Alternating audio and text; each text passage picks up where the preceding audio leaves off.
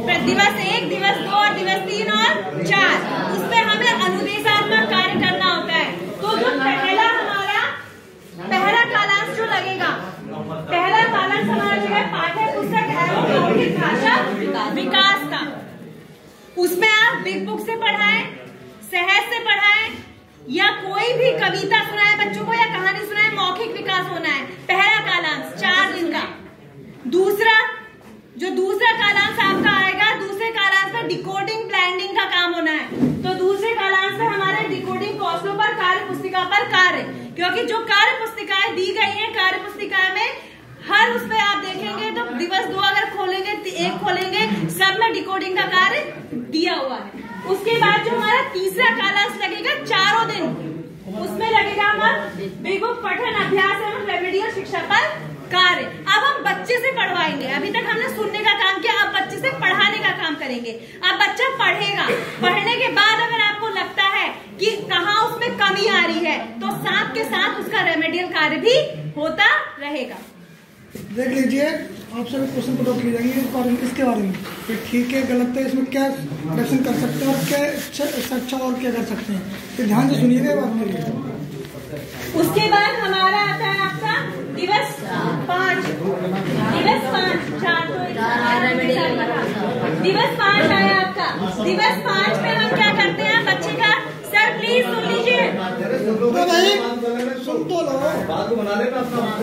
जो सप्ताह 5 आता है वो वेद हमारा पुनरावृत्ति के लिए होता है कि हम उसकी जो हमने 4 दिन बच्चे को पढ़ा दिया उसकी हम पुनरावृत्ति करेंगे। लेकिन उसमें भी कालांश लगते हैं क्योंकि 6 कालांश है, 3 हिंदी को दिए गए हैं, तो जो 3 कालांश है उसमें हमें क्या कार्य करना है। तो जो दिवस 5 आएगा उसका जो पहला कालांश होगा उस पर हम कार्य करेंगे स्वतंत्र पठन एवं रेमेडियल। अब बच्चे को स्वतंत्र पढ़ाएंगे कि बच्चा खुद पढ़ेगा और हाथ के हाथ उसका आकलन करते चलेंगे, उसको बताते चलेंगे कि ये गलती आपकी हो रही है। उसके बाद जो सेकंड आएगा आपका, सेकंड कालांश जो दूसरा कालांश आएगा उसमें आप साप्ताहिक पुनरावृत्ति करेंगे। बच्चे को 4 दिन जो सिखाया है उसको वापस से रिवाइज करेंगे, वापस से पुनरावृत्ति करेंगे बच्चे की। फिर जब तीसरा कालांश आएगा तो उसमें मौखिक भाषा विकास की गतिविधियां कराएंगे हम। गतिविधियां संदर्शिका में दी गई हैं मौखिक विकास की, कि कैसे पक्षी बोलते हैं, पशु पक्षियों की आवाज निकालो, या सॉलिड चीज की या लिक्विड की आवाज कैसी होती है वो आवाज निकालो। ये बहुत सारी विकास की गतिविधियां दी गई हैं, तो वो गतिविधियां हम कराएंगे।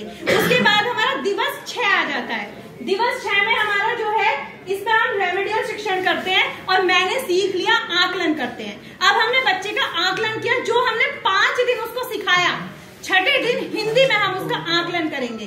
तो जो पहला कालांश होगा उसमें रेमेडियल शिक्षण कराएंगे, क्योंकि पहले उसका आकलन करने से पहले उसको रिवाइज करा देंगे इन शॉर्ट कि ये हमने सीखा था। फिर जब आपका दूसरा कालांश आएगा तो उसमें आपने एक पेपर होता है मैंने सीख लिया।